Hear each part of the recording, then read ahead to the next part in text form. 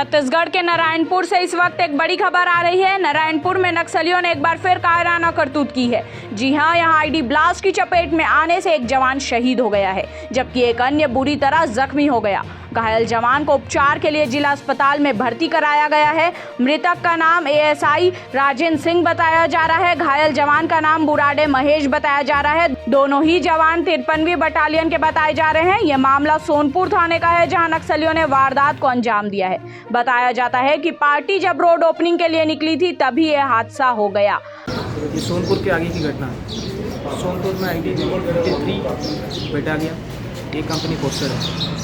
वहाँ सोनपुर के आगे डोंडरी बेड़ा में काम चल रही है RSO। हम RSO देने उधर गए हैं, हमारा जवान। उसमें एक ASI है राजेश सिंह कर और एक हेड कांस्टेबल है बुराडे महेश कर।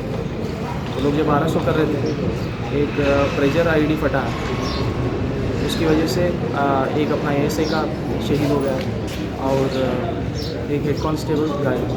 सर, घायल जवान की स्थिति अभी स्टेबल है, ठीक रायपुर लेके गए। सर, जवान रोज वो आरोपी नहीं है, RSO है। एक्चुअली क्या है, वहाँ रोड बन रही है। रोड बनने के कारण 4 दिन से हम RSO दे रहे हैं। आज काम लास्ट डे था, तो ये लोग प्रेजर आईडी के ऊपर फायर लगे, इसलिए पता।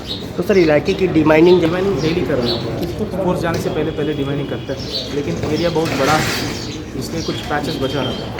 पैचेस में वो आईडी।